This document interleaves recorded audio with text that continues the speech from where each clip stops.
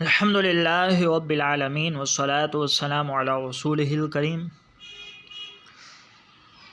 رب یسر ولا تعسر وتمم بالخیر وبک نستعین۔ یہ تفسیر جلالین کا پہلا سبق ہے اور بالکل شروع سے ہم تفسیر جلالین پڑھیں گے، اور تفسیر جلالین یہ درس نظامی کے نصاب میں شامل ہے۔ نہایت ہی مختصر اور عمدہ تفسیر ہے، اور جلالین یہ جلال ان کی تثنیہ ہے، مطلب ہے دو جلال، یعنی اس کے جو مصنف ہیں وہ دو ہیں اور دونوں کا نام جلال ہے، تو اس وجہ سے اس کو جلالین کہا جاتا ہے۔ ہوا یہ تھا کہ علامہ جلال الدین محلی رحمۃ اللہ تعالی علیہ بہت بڑے مفسر گزرے ہیں۔ انہوں نے سورۃ الکہف سے اس تفسیر کا آغاز کیا تھا اور والناس تک اس کو لکھا، پھر اس کے بعد سورہ فاتحہ کی تفسیر مکمل کی۔ تو سورہ فاتحہ کی تفسیر مکمل ہونے کے بعد وہ اس دار فانی سے رخصت ہو گئے، اور انہوں نے ان کا یہ تفسیر لکھنے کا جو انداز تھا بالکل مختصر اور جامع۔ خیر الکلام من قل و دل، بہترین کلام وہ ہے جو کم ہو اور دلیل والا ہو۔ تو یہ ان کی تفسیر بڑی پسند کی گئی، اور جو بھی اس تفسیر کو پڑھتا سورہ کہف سے لے کر والناس اور سورہ فاتحہ، تو وہ بڑا ہی محظوظ ہوتا، اور اس کی یہ خواہش رہتی کہ کاش باقی جو تفسیر انہوں نے نہیں لکھی دوسرے صورتوں کی، کاش وہ تفسیر بھی لکھ دیتے۔ تو جو بھی اس تفسیر کو پڑھتا وہ بڑا ہی اس کو لطف آتا کہ یہ ایسی زبردست مختصر اور جامع تفسیر ہے۔ اس کی یہ خواہش تھی کہ کاش جو صورتیں رہ گئی ہیں اس کی بھی تکمیل ہو جاتی۔ تو اللہ تبارک و تعالی نے اس کی باقی صورتوں کی تفسیر کے لیے علامہ جلال الدین سیوطی جو انہی کے شاگرد تھے، ان کو یہ طاقت اور ملکہ دیا، تو انہوں نے یہ تفسیر باقی جو بچی وہ انہوں نے لکھی، اور بالکل انہی کے انداز پر لکھی، جس طرح ان کا انداز تھا وہی انہی کا انداز رہا۔ تو چونکہ اس کے دو مفسر ہیں، ایک جلال الدین محلی اور ایک جلال الدین سیوطی۔ جلال الدین محلی یہ استاذ ہیں اور جلال الدین سیوطی رحمۃ اللہ علیہ یہ شاگرد ہیں۔ دنیا میں 4 جلال الدین نام کے بزرگ مشہور ہوئے ہیں۔ حضرت جلال الدین رومی رحمۃ اللہ تعالی بہت بڑے صوفیاء میں ان کا شمار ہوتا ہے، اور ایک جلال الدین دوانی گزرے ہیں جن کا مناطقہ کے اماموں میں شمار ہوتا ہے، اور ایک جلال الدین محلی اور جلال الدین سیوطی یہ مفسرین میں ان کا شمار ہوتا ہے۔ تو یہ جو کتاب ہے، جو چیزیں میں نے بتائی ہیں تقریباً یہی چیزیں وہ خطبے میں بتائیں گے۔ اب پڑھتے ہیں بسم اللہ الرحمن الرحیم۔ الحمدللہ، تمام تعریفیں اللہ کے لیے، حمدن ایسی تعریف، موافین جو مطابق ہو لنعمہ اس کی نعمتوں کے، مکافین جو کافی ہو لمزید ہی اس کی مزید نعمتوں کے۔ یہاں تک اللہ تعالیٰ کی حمد کر رہے ہیں علامہ جلال الدین سیوطی رحمۃ اللہ تعالی علیہ۔ عبارت کا مفہوم یہ ہے کہ اللہ تعالیٰ کی تمام تعریفیں اللہ کے لیے ہیں، اور تعریف بھئی کوئی عام تعریف نہیں، بلکہ ایسی تعریف اللہ کی کہ جتنی اس نے ہمیں نعمتیں دی ہیں، جتنی بڑی بڑی اور جتنی زبردست اس نے ہمیں نعمتیں دی ہیں، اس کی نعمتوں کے مطابق اس کی تعریف ہو، کیونکہ ہماری زبان اس قابل نہیں ہے کہ ہم اتنی تعریف کر سکیں۔ تو یہ شارٹ کٹ بول دیا کہ اللہ کی حمد ایسی ہو جیسی اس کی نعمتوں کے مطابق ہے، یعنی اتنی بڑی بڑی اس کی حمد ہو۔ اور پھر چونکہ اللہ کی نعمتیں صرف ہم پر جو ہوئی ہیں صرف وہی نہیں ہے، بلکہ اس کے بعد بھی مستقبل میں بھی اللہ کی نعمتیں ہم پر ہوں گی۔ تو مصنف مکافی لمزید ہی سے اسی جو مستقبل میں ہم پر نعمتیں اللہ تعالیٰ فرمائے گا، جو ہمیں نعمتیں عطا کرے گا، مکافی لمزید ہی سے اللہ ان نعمتوں پر اللہ کی حمد کر رہے ہیں، یعنی موافیل لنعمہ سے جو نعمتیں گزر گئیں، جو اللہ نے نعمتیں ہمیں دے دی تھی اور جو ابھی دی ہیں، تو اس سے اس پر حمد ہے، اور مکافی لمزید ہی سے جو آئندہ ہمیں نعمتیں ملیں گی یہ اس پر حمد ہے۔ اب دوبارہ ترجمہ دیکھ لیتے ہیں۔ الحمد تمام تعریفیں للہ اللہ کے لیے، حمدن ایسی تعریف موافین جو مطابق ہو لنعمہ اس کی نعمتوں کے، مکافین اور ایسی، یہ مکافین اس کا عطف ہے موافین پہ، اور قاعدہ یہ ہے کہ جو لفظ معطوف علیہ سے پہلے ہوتا ہے وہی معطوف سے پہلے ہوتا ہے، تو سوری یہ عطف نہیں ہے بلکہ مکافین یہ دوسری صفت ہے حمدن کی، حمد موصوف ہے، موافین یہ اس کی پہلی صفت ہے، مکافین یہ اس کی دوسری صفت ہے۔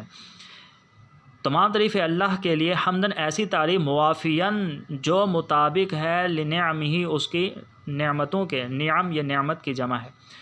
اور ایسی تعریف مکافین جو کافی ہو جائے لمزید اس کی روز بروز بڑھنے والی نعمتوں کے۔ والصلاۃ اور درود ہو، والسلام اور سلامتی ہو، علی سیدنا ہمارے سردار محمد صلی اللہ علیہ وآلہ وسلم پر، وآلہ اور سرکار کی آل پر، وصحبہ اور سرکار کے صحابہ پر، وجنودہ اور سرکار کے لشکر پر۔ یہ آلہ، صحبہ اور جنودہ کی جو ہی ضمیر ہے اس کا مرجع محمد صلی اللہ علیہ وآلہ وسلم ہے۔ آل سے مراد وہی ہے سرکار صلاۃ والسلام کی آل جن پر صدقہ حرام ہے، اور صحب سے سرکار کے صحابہ ہیں، اور جنود سے سرکار کا لشکر، یعنی جتنے بھی سرکار صلاۃ والسلام کے امتی ہیں وہ سب غالباً اس میں شامل ہیں۔ ھذا یہ ہے وہ، ھذا اس میں اشارہ ہے، اور اس میں اشارہ کے ذریعے علامہ جلال الدین سیوطی رحمۃ اللہ تعالی علیہ جو تفسیر لکھیں گے اس ساری تفسیر کی طرف اشارہ کر رہے ہیں۔ ھذا یہ ہے وہ تفسیر، مشتدت کہ شدید تر تھی، الیہ جس کی طرف، حاجت الراغبین رغبت کرنے والوں کی حاجت، فی تکمیلتی تفسیر القرآن الکریم قرآن کریم کی اس تفسیر کے تکملے میں، الذی جس کو الفہ تالیف کیا، الامام امام، العلامۃ علامہ، المحقق محقق تحقیق کرنے والے، مدقق باریکیاں بیان کرنے والے، جلال الدین محمد بن احمد المحلی شافعی رحمۃ اللہ علیہ۔ تو علامہ جلال الدین محلی شافعی نے جس کو تالیف کیا تھا، یہ بھی اسی قرآن کی تفسیر کے ساتھ یہ میری تفسیر اٹیچ ہوگی، وہ یہ کہنا چاہتے ہیں۔ وتتمیمی اور تتمہ ہے ما فاتہ جو ان سے رہ گیا، اور وہ من اول سورۃ البقرہ تھی، سورہ بقرہ کے شروع سے لے کر الی آخر سورۃ الاسراء سورہ اسراء کے آخر تک۔ اس عبارت میں مصنف یہ فرمانا چاہتے ہیں کہ یہ جو میں سپارے لکھوں گا، سپاروں کی جو تفسیر لکھوں گا، یہ تفسیر تکملہ ہوگی، یعنی یہ تفسیر علامہ جلال الدین محلی کی تفسیر کو مکمل کرنے والی ہوگی۔ جو ان سے تفسیر رہ گئی ہے، جو وہ نہیں لکھ سکے تو فوت ہو گئے، رخصت ہو گئے، تو وہ جو جن پاروں کی تفسیر رہتی ہے وہ پارے میں لکھ کے ان کی اس تفسیر کو مکمل کر دوں گا، وہ یہ کہنا چاہتے ہیں۔ پھر انہوں نے بتا بھی دیا کہ وہ کتنا ہے، وہ سورہ بقرہ سے لے کر سورہ اسراء تک ہے، جو کہ علامہ جلال الدین محلی رحمۃ اللہ تعالی علیہ نے سورۃ الکہف سے شروع کیا تھا سورہ والناس تک، اور پھر سورہ فاتحہ کی بھی لکھی تھی، آگے بھی لکھتے لیکن وہ اس سے پہلے ہی اس دنیا سے رخصت ہو گئے۔ تو ھذا یہ ہے، تو اس میں مصنف رحمۃ اللہ تعالی علیہ علامہ جلال الدین سیوطی یہ فرمانا چاہتے ہیں کہ رغبت کرنے والوں کی حاجت بڑی شدید تھی، جو رغبت کرنے والے تھے نا اس تفسیر میں، جو تفسیر کو علامہ جلال الدین محلی کی تفسیر پڑھتے، ادھوری تفسیر، اور پھر ان میں بڑی رغبت رکھتے تھے، تو ان کی بڑی شدید تر یہ حاجت تھی کہ کاش جو ہے نا یہ اسی طرز پر یہ تفسیر مکمل ہو جاتی۔ تو فرما رہے ہیں کہ میں اس کو مکمل کرنے والا ہوں۔ اب دوبارہ ترجمہ دیکھتے ہیں۔ ھذا یہ ہے وہ، کون وہ، یعنی یہ کس کی طرف اشارہ کر رہے ہیں، وہ جو تفسیر لکھیں گے جو ان کے دماغ کے اندر ہے اس کی طرف اشارہ کر رہے ہیں۔ یہ ہے وہ، مشتدت ما موصولہ ہے جس کا معنی ہے جو، اور الیہ اس کی طرف، تو الیہ میں جو ہی ہے نا اس کا معنی اس ہے، اور ما موصولہ ہے اس کا معنی جو ہے، جو اور اس کو ملائیں تو جس ہو جائے گا، تو جب ہم جس کریں گے تو ما کا بھی ترجمہ ہو جائے گا، ہی کا بھی ہو جائے گا۔ یہ ہے وہ مشتدت الیہ، جس کی طرف اشتدت شدید تر ہو گئی حاجت الراغبین، رغبت کرنے والوں کی حاجت، فی تکملتی تفسیر القرآن الکریم، قرآن کریم کی اس تفسیر کے تکملے میں، الذی الفہ، جس کو تالیف کیا الامام امام علامہ محقق مدقق جلال الدین محمد بن احمد محلی شافعی رحمۃ اللہ علیہ نے۔ تو یہاں سے وہ بتا رہے ہیں وَتَتْمِيمِ مَا فَاتَهُ، اور یہ تتمہ ہے ما فاتہ، جو ان سے رہ گیا، فاتہ معنی ہوتا ہے فوت ہو گیا، یہ فعل ماضی ہے، فاتہ جو ان سے فوت ہو گیا، جو ان سے رہ گئی تفسیر، یہ اس کا تتمہ ہے۔ وَهُوَ مِنْ أَوَّلِ سُورَةِ الْبَقَرَةِ، اور وہ سورہ بقرہ سے کے شروع سے لے کر الی آخر سورۃ الاسراء، سورہ اسراء کے آخر تک ہے۔ اب یہ بتائیں گے یہ جو میں نے تتمہ کیا ہے، جو اس سورت تفسیر کو علامہ جلال الدین محلی کی تفسیر کو جو میں نے مکمل کیا ہے، وہ کوئی اپنے طریقے پر نہیں کیا بلکہ انہی کے طریقے پر کیا ہے، یہ بتا رہے ہیں آگے۔ بتتمتی علی نمتہ، ایسے تتمہ کے ساتھ علی نمتہ جو انہی کے طریقہ پر ہے، تو میں ان کی جو تفسیر کو مکمل کروں گا تو اپنے طریقے پہ نہیں بلکہ بتتمتی، ایسے تتمے کے ساتھ میں اس تفسیر کو مکمل کروں گا، علی نمتہ جو انہی کے طریقے پر ہوگا۔ نمت کہتے ہیں طریقہ کو، اسلوب کو، ہی ضمیر کا مرجع جلال الدین محلی ہیں۔ بتتمتن، ایسے تتمے کے ساتھ میں اس تفسیر کو مکمل کروں گا، علی نمتہ جو ان کے طریقہ پر ہوگی۔ اب آگے بتائے گی کہ ان کا طریقہ کیا تھا تفسیر لکھنے کا، آگے وہ بتا رہے ہیں، من بیانیہ ہے، من ذکری، کہ ذکر کیا جائے گا، ما یفہم بہ کلام اللہ تعالی، جس کے ساتھ اللہ تعالیٰ کا کلام سمجھا جائے۔ تو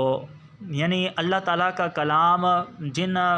چیزوں کے ساتھ سمجھا جا سکتا ہے وہ چیزیں اس میں ذکر کر دی جائیں گی، یہ بتا رہے ہیں۔ اور ذکر جو ہے نا یہ مصدر ہے، اور مصدر آپ کو پتہ ہے کبھی فاعل کے معنی میں ہوتا ہے کبھی مفعول کے، تو ذکر یہاں پر مفعول کے معنی میں ہے، تو ترجمہ کریں گے ذکر کیا جائے گا، ذکر کیا جائے گا، ما یفہم بہ، جس کے ذریعے سمجھا جا سکے، کلام اللہ تعالیٰ، اللہ تعالیٰ کا کلام۔ تو کلام اللہ یہ یفہم فعل مجہول کا نائب فاعل ہے۔ من ذکر، ذکر کیا جائے، ما یفہم بہ، جس کے ساتھ، جن الفاظ کے ساتھ، جس کے ساتھ سمجھا جا سکے کلام اللہ تعالیٰ، اللہ تعالیٰ کا کلام۔ والاعتمادی، اور اعتماد کیا جائے، یہ بھی اعتماد مصدر ہے، اور معتمد اس میں مفعول کے معنی میں ہے، یہ باب افتعال کا مصدر ہے۔ والاعتمادی، اور اعتماد کیا جائے، علی ارجح الاقوال، اقوال میں سے راجح قول پر۔ یعنی علامہ جلال الدین محلی کا انداز کیا تھا کہ وہ انہی الفاظ کو ذکر کرتے تھے جن سے اللہ تعالیٰ کا کلام مفہوم واضح ہو جائے، زیادہ وہ تفسیر نہیں کرتے تھے۔ اور پھر چونکہ ایک ہی چیز کے بارے میں بہت سارے اقوال ہوتے تھے تو علامہ جلال الدین محلی ان اقوال کو ذکر نہیں کرتے تھے بلکہ ان اقوال میں سے جو راجح قول ہوتا تھا بس اس کو ذکر کر دیتے۔ والاعتمادی، اور اعتماد کیا جائے، علی ارجح الاقوال، اقوال میں سے راجح قول پر۔ واعرابی، اور اعراب کو بھی ذکر کر دیا جائے، ما یحتاج الیہ، جس کی طرف محتاجگی ہو، ضرورت ہو۔ بعض اوقات ایسا اعراب آ جائے کہ ضروری ہو جاتا ہے اس کو بیان کرنا، تو یہ اس اعراب کو بھی بیان کریں گے کہ اس کا اعراب کیا ہے اور یہ کون سی حالت میں ہے وغیرہ، یہ چیز بھی بیان کریں گے۔ ہر جگہ بیان نہیں کریں گے بلکہ جہاں ضرورت پڑے گی، جہاں عام لوگوں کے لیے سمجھنا تھوڑا مشکل ہو جائے گا، وہاں پر یہ بیان کریں گے۔ وتنبیہ، اور تنبیہ کی جائے گی، تنبیہ بھی جو ہے نا باب تفعیل کا مصدر ہے، تو یہ مفعول کے معنی میں ہے، متنبہ کے معنی میں۔ اور تنبیہ کی جائے گی علی القراءات، ایسی قراءتوں پر تنبیہ کی جائے، یعنی اشارہ کر دیا جائے گا، علی القراءات، ایسی قراءتوں پر، المختلفات، جو مختلف ہیں، مختلف قراءتوں کے، یہ جو لفظ ہے یہ دوسری قراءت کے مطابق اس کو کیسے پڑھا جا سکتا ہے اور تیسری قراءت میں یہ کیسے پڑھا جاتا ہے، اور تو مشہور جو قراءتیں ہیں تو ان کی طرف بھی اشارہ کر دیا جائے گا۔ علی القراءات، تو وتنبیہ، اور اشارہ کر دیا جائے گا، علی القراءات، ایسی قراءتوں پر، المختلفات، جو مختلف ہوں گی، المشہورات، مشہور ہوں گی، علی وجہ لطیف، باریک طریقے پر، وتعبیر وجیز، اور مختصر عبارت پر۔ یعنی باریک طریقے پر باریک طریقہ ہوگا اور مختصر عبارت ہوگی، یعنی باریک چیزیں بھی ہوں گی نا تو ہم اس کو بھی مختصر عبارت کے ساتھ ذکر کریں گے۔ ایسا نہیں ہے کہ باریک جو چیزیں ہیں اس کو ہم لمبی لمبی عبارت کے ساتھ ذکر کریں گے، ایسا نہیں ہے۔ تو علی وجہ لطیف، باریک طریقے پر، یعنی باریک چیزوں کو، و تعبیر وجیز، مختصر عبارت، وجیز کہتے ہیں مختصر کو، تعبیر معنی عبارت، تو باریک طریقے پر و تعبیر وجیز اور مختصر عبارت پر ہم جو ہے نا مختلف قراتوں پر اشارہ کر دیں گے۔ و ترک تطویلی بذکر اقوال غیر مرضیۃ، و ترک تطویلی، ترک معنی ہوتا ہے چھوڑنا، تطویلی طوالت،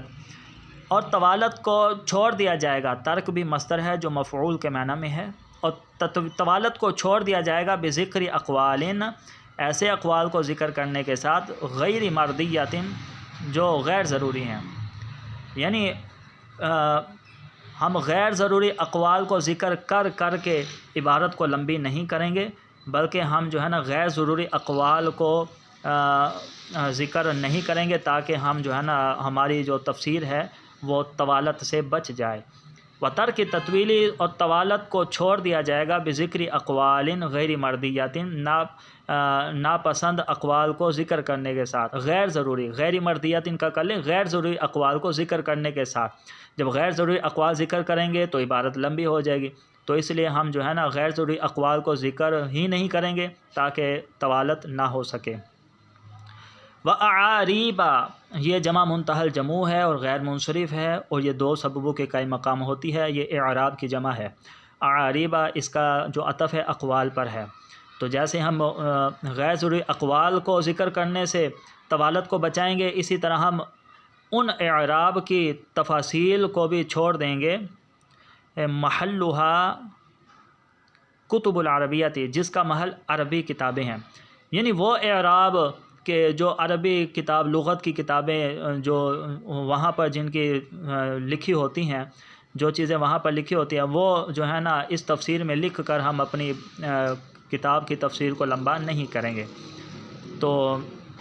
و اعاریب، اور اعراب کی وہ تفصیلیں، اس کا جو مضاف الیہ ہے وہ ذکر ہے، یعنی اعراب کی وہ ذکر کر کے، یہاں اعراب سے مراد تفصیل اعراب کو ذکر کر کے ہم کتاب کو لمبا نہیں کریں گے۔ محلھا کتب العربیۃ، جن اعراب کا محل عربی کتابیں ہیں۔ تو ابھی ساری بارہ کا ترجمہ یہ ہو جائے گا، و ترک التطویل، اور ہم طوالت کو ترک کریں گے، بذکر اقوال غیر مرضیۃ، غیر ضروری اقوال کو ذکر کرنے کے ساتھ، و اعاریب، اور اعراب کو ذکر کرنے کے ساتھ، محلھا کتب العربیۃ، جن کا محل عربی کتابیں ہیں۔ واللہ، اب یہاں سے اپنے لیے دعا کر رہے ہیں، واللہ، اور اللہ، اسألو، اور اللہ سے، اسألو، میں سوال کرتا ہوں، النفع، نفع کا، بھی اس کے ساتھ، فی الدنیا، دنیا میں، یعنی میں اس کتاب کے ذریعے اللہ تعالیٰ مجھے دنیا میں بھی نفع عطا فرمائے، وأحسن الجزاء، اور میں اچھی جزا کا سوال کرتا ہوں، اس کا عطف ہے نفع پر، اور میں سوال کرتا ہوں اچھی جزا کا، علیہ، اس کتاب پر، فی العقبہ، آخرت میں، عقبہ آخرت کو کہتے ہیں، بمنہ، اس کے احسان کے ساتھ، وکرمہ، اس کے کرم کے ساتھ۔ یہاں تک خطبہ ہے علامہ جلال الدین سیوطی رحمۃ اللہ تعالی علیہ کا، اور یہ آپ دیکھ سکتے ہیں انہوں نے کیسے مشکل الفاظ ذکر کیے، اور کیسا جامع معنی خطبہ انہوں نے ذکر کیا، اور یہ انہوں نے تقریباً 20 سے 22 سال کی عمر میں، یہ پہلے ان کی تصنیف ہے، 20 سے 22 سال کی۔ علامہ جلال الدین محلی رحمۃ اللہ تعالی علیہ جب فوت ہو چکے تھے تو ان کے فوت ہونے کے 6 سال بعد انہوں نے صرف 40 دنوں میں انہوں نے یہ اتنی زبردست قسم کی تفسیر، اور وہ بھی پہلی تصنیف، کوئی ان کا پہلے انہوں نے کوئی زیادہ تفاسیر نہیں کی تھی، بلکہ یہ ان کی پہلی تصنیف ہے، اور وہ بھی انہوں نے 40 دن میں ایسی زبردست انہوں نے تفسیر لکھی ہے، تو ان کے علم کا اندازہ لگایا جا سکتا ہے۔ تو آج کے لیے اتنا ہی۔ اللہ تبارک و تعالی ہمیں قرآن و حدیث اچھی طرح سمجھنے اور سمجھانے کی توفیق عطا فرمائے۔